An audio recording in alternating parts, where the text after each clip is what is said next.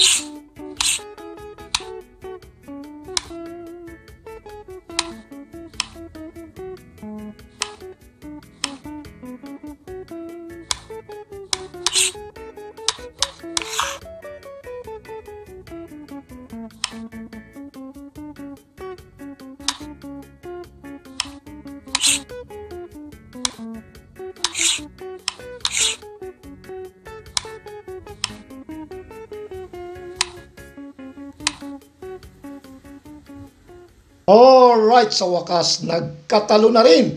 Nung game 1, tabla. Game 2, tabla. Game 3, 4, and 5, tabla, puro tabla. Ngayon sa game 6, nagkatalo na rin sa wakas at nanalo na si Willie. Pero may nag-comment nga pala, si Edwina Gonzaga. Shout out na rin sa inyo. Salamat sa pag-comment. Na ang sabi niya na marami daw nakapanood dun sa laban nila ni Erning at ni Willie dun sa Butuan. Na ang sabi, 10 tabla daw sila at dalawa ang talo, may 2 talo si Willie Tukuran. Okay, pwede yun, no? Posible yun. Kasi ang totoo kasi niyan, yung kopya na binigay sa akin ni Willie, 6 na page lang. Tapos 6 na page, yun, 5 tabla, 1 talo. Siguro, maring ang laban nila, umabot, maraming laban sila na hindi lang naisulat lahat ni Willie. Kaya ang nabasa ko lang, yung 6 na laro at yung 1 talo, yun lang ang inilagay. O kaya, siyempre, iisipin ko na 6 na game lang sila. Pero sabi nila 10 game daw. O kaya, maaari din ganito ang nangyari. Maaring yung sinasabi niya na 10 game na yun, na maraming laban na yun, 10 game tabla, 2 talo si Willie, maaring baka rematch yun. O kaya, baka yun ang unang labanan nila. Ganon. Baka itong video ko, baka ito yung rematch. Yun, di lang natin alam. Ngayon, kung hindi man sila nagkaroon ng rematch, kung yung labanan na yun na sinasabi niya, at saka itong labanan na pinapakita ko, malamang na, katulad yung sinabi ko kanina, na baka hindi naisulat lahat ni Willie. Siguro, yun lang ang naiabot sa akin. Kaya, siyempre, natural lang na iisipin ko na isang panalo lang si Willie. Yon. Okay, itong video na to nga pala, naipost ko na nung nakaraang linggo. Ang kaso nung makita ko, merong mga mali sa analysis ko no? Kaya dinilit ko. Kaya itong video na to, edited na. Inedit ko na at itinama ko. Okay, tapos na yung portion para sa mga viewers na ayaw ng daldalan. Ngayon, dito na tayo sa portion na sobrang nakaka-boring. Kasi daldalan na, wala nang dama, puro daldal na lang to. Kaya pwede na silang lumipat ng ibang channel. Okay, umpisa na natin. Itong dilaw ang kay Willie Tukuran. Itong blue ang kay Erning Gonzaga. Tumira siya ng 115. Yan. Nag-313 si Erning. Sinubuan, nag-real. Kumain. Pagkatapos kumain din, ayan, real na. O kagaya ng common na opening, nag-116. 5-1 naman si Willie. O ito pa rin yung common na opening. Nag-7-2. Merong subo, merong dito. Ito yung pinili ni Willie. Yan.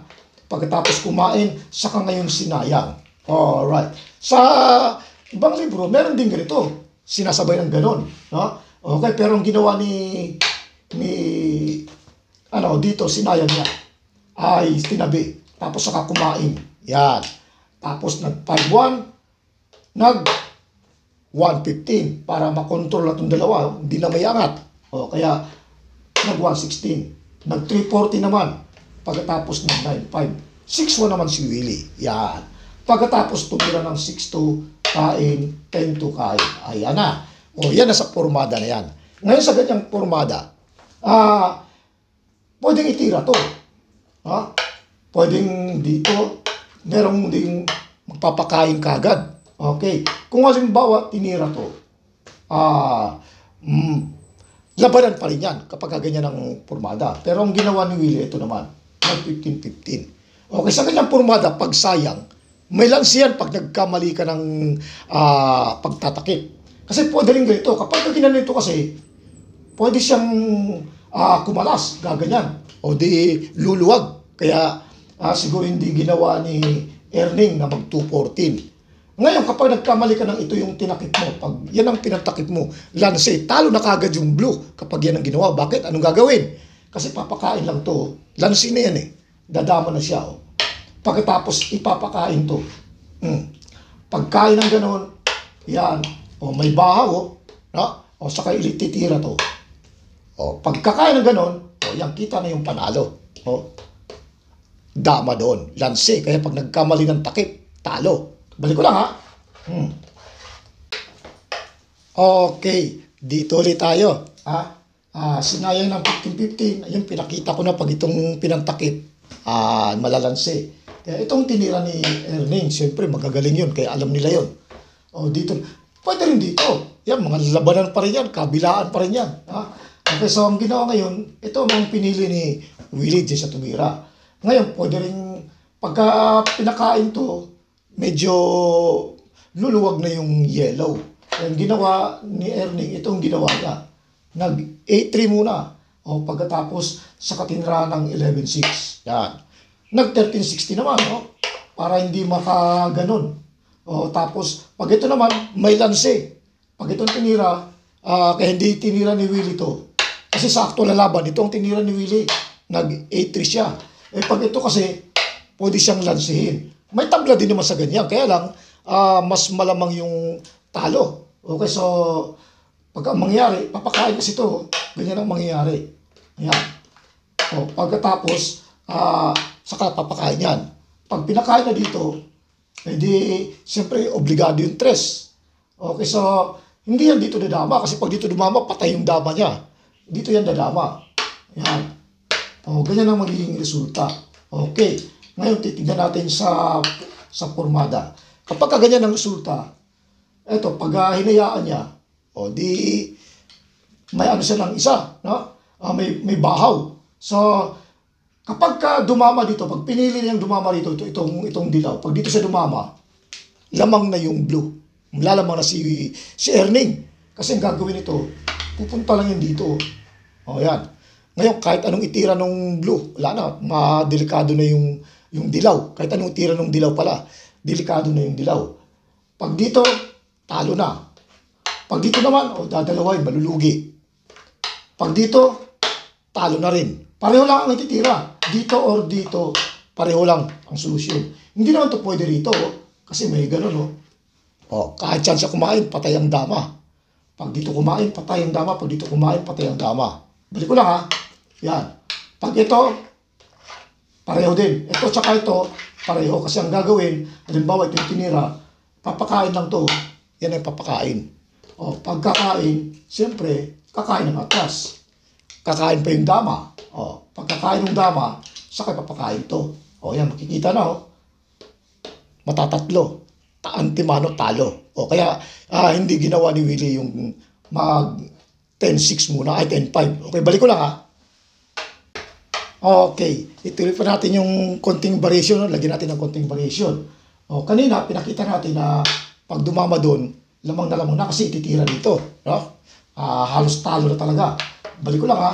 Ngayon, kung dito naman siya dumama, okay. Ngayon, kapag dyan naman siya dumama, eto, obligadong umalis. Dahil mamamatay ang dama, may pakain ng ganon. No? Okay, hindi naman siya pwedeng tumira dito. Dahil patay ang dama. Gaganon lang yan, no? Papakain yung dalawa. O, mamamatay yung dama. Balik ko lang, ha? Yan. Hindi rin siya pwedeng sumingit dito. Dahil pag sumayos dyan, patay din ang dama. Papadalawa lang to, oh. Pag kumain dito, patay ang dama. O, ganyan ang mangyayari. Okay, balik ko lang, ha?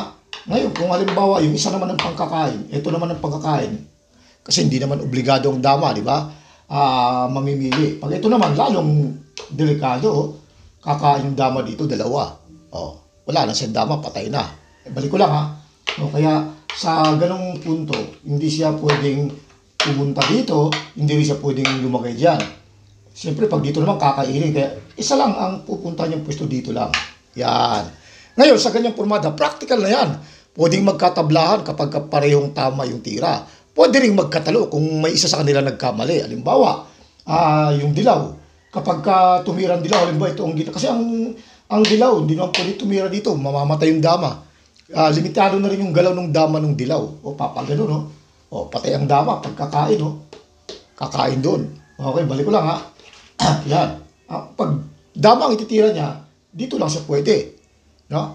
O, halimbawa, pag dito, patay rin ang dama. Gagano lang yan. O, kahit saan siya kumain, yung dama niya patay. Balik ko lang ulit, ha? Yan. So, dito lang siya pwede. Eh, kung halimbawa, hindi niya ginalaw yung dama, halimbawa, dito tumira, nag-5-4. Yan. Pag nag-5-4, oy, lamang na. Lamang na yung blue. Gagano na lang to. Yan, titira na yan 12-8. O, nakaumang na, mamamatay na yung dama. Walang paglalagyan. Pag dito, patay ang dama kasi gaganon. O, pagka dito naman, patay rin ang dama dahil igaganon pa rin. Okay. O kaya dito, mamimili lang. Diyan, pwedeng yan ang papakain niya. Patay ang dama. Kaya malamang, igaganon na rin. Isasagad niya ditong ganyan. Okay. So, ngayon sa ganyang formada, pwedeng tumira na yung blue dito. Papakain niya na to. Oh. Kasi wala na siyang ibang paglalagyan. Halimbawa, dito, gaganon yan. Papakain. Tapos, kain abante. Oh. Wala nang ibang ititira yung dilaw. Hindi na niya ito may ganitong dama. Hindi niya na mai-atras dito. Hindi na niya pwedeng ilagay dyan. Oh. Mamamatay yung dama.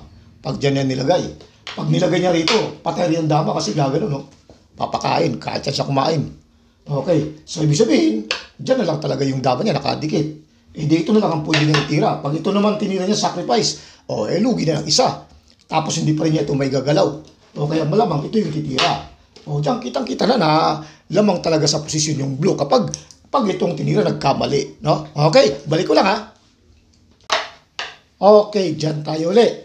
Pinakita na natin ito. Pag diyan dumama, lamang. Ganun din dito, lamang pa rin ng konti. So, paano kung halimbawa isinabay ito? Para gusto niya patayin kagad yung dama. Okay, sa ganyang formada, dalawa ang pagpipilian ng blue.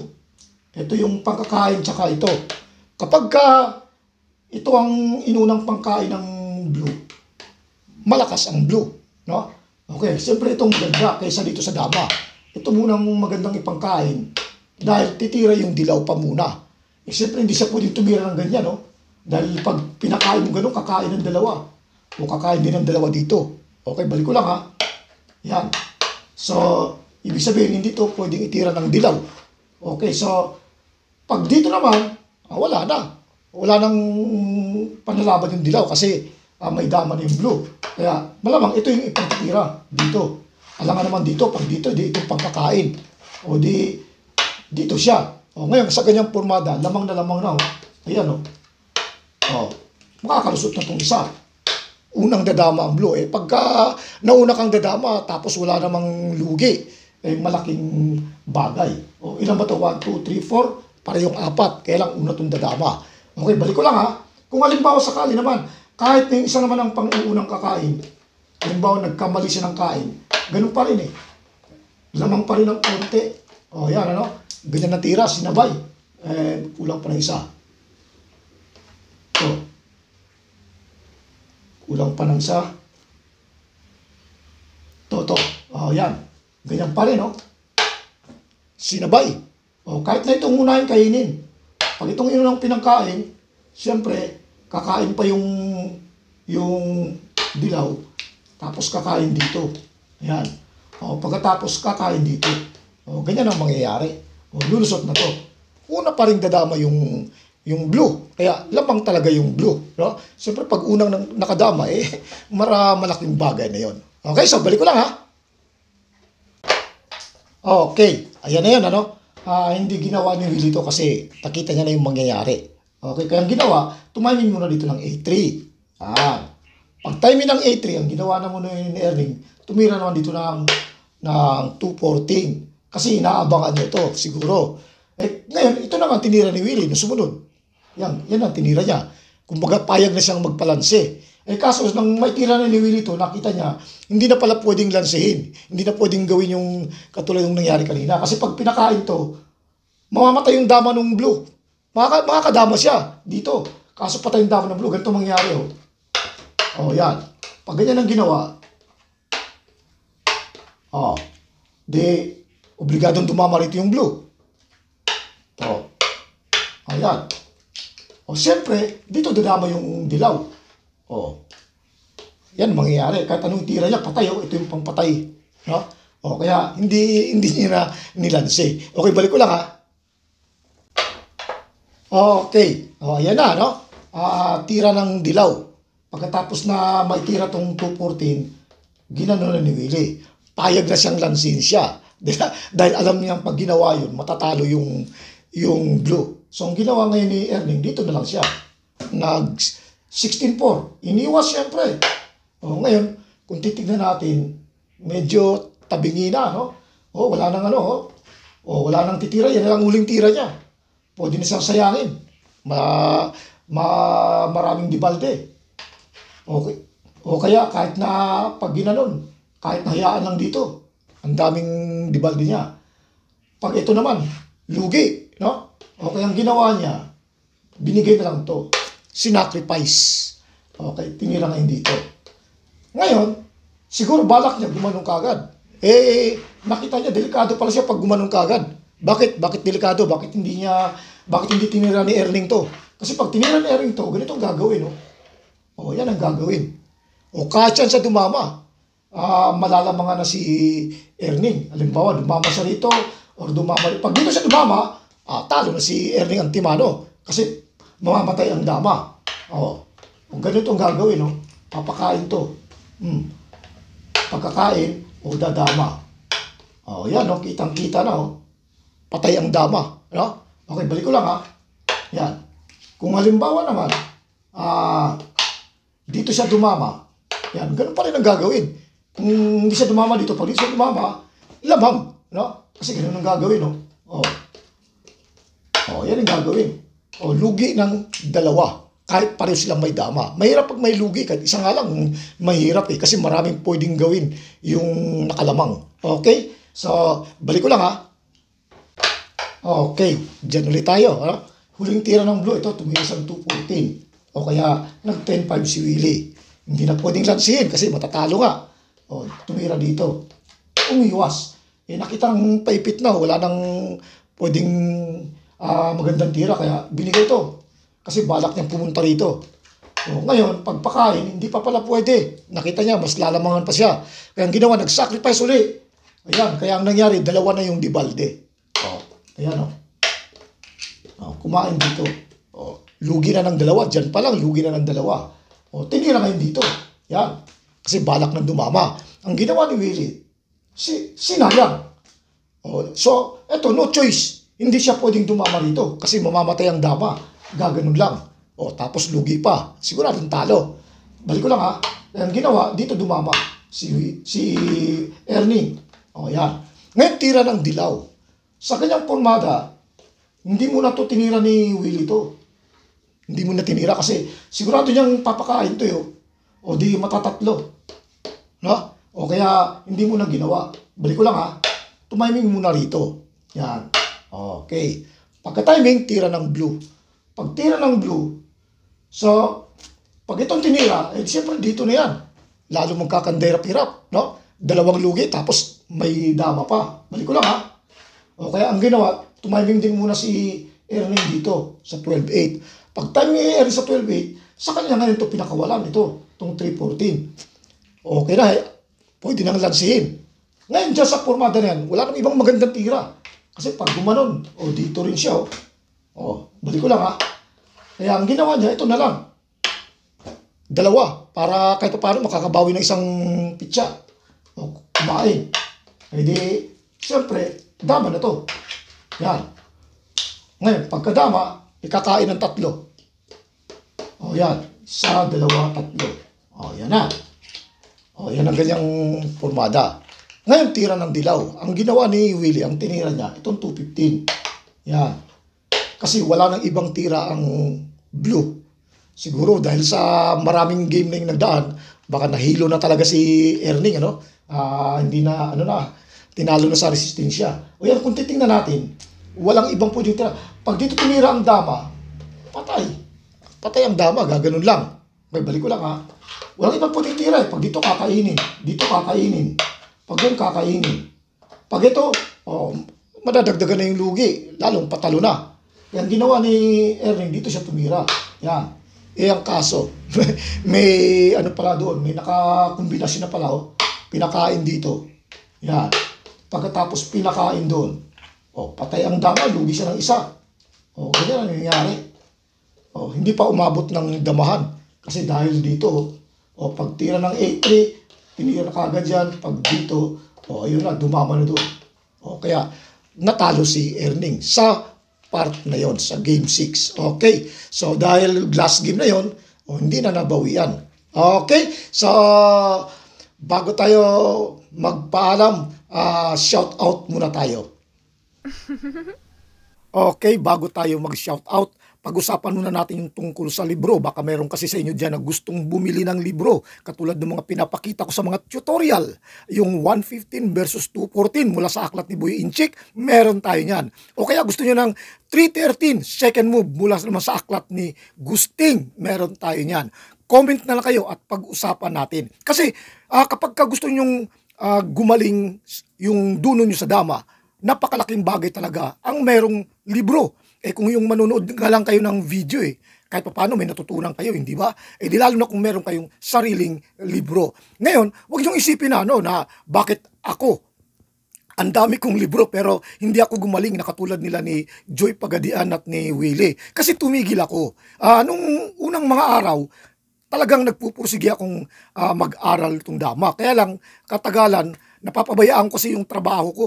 Kaya tinigil ko na yung pag-aaral ng dama. Kaya lang, ang masasabi ko, iba na yung dunong ko, iba na yung skill ko sa dama noong sa wala pa akong libro. Kaya ganun din mangyayari sa inyo. Kung gusto nyo umangat pa, meron tayo niyan. Okay? Okay, shout out dito kay G-Pray Labo. Rolando Sandual ng El Nido, Palawan. Yes. Pisio Kabugan ng Gindulman, Bohol. Winston Calata, alright. Ruben Gaum ng Tagum, Davao. At kay Gilbert Inok, yes. Okay, dito naman kay Oscar Amakin ng Panglao, Bohol. At kay Gilbert Respicio, yes. At dito naman sa mga nakabili ng ating libro, si Jason Lumiares, isa sa nakabili ng aklat ni Buyinchik. At dito naman kay Ginelito Abale, 2 libro ang kinuha niya, yung kay Boy Inchik at yung kay Gusting. Alright. Okay, shout out naman natin yung mga YouTuber gaya nitong si Philippine Damat Tutorial, ang channel ni Willie Tukuran. Alright. Sa kay Kadamista TV, ang channel naman ni Joy Pagadian.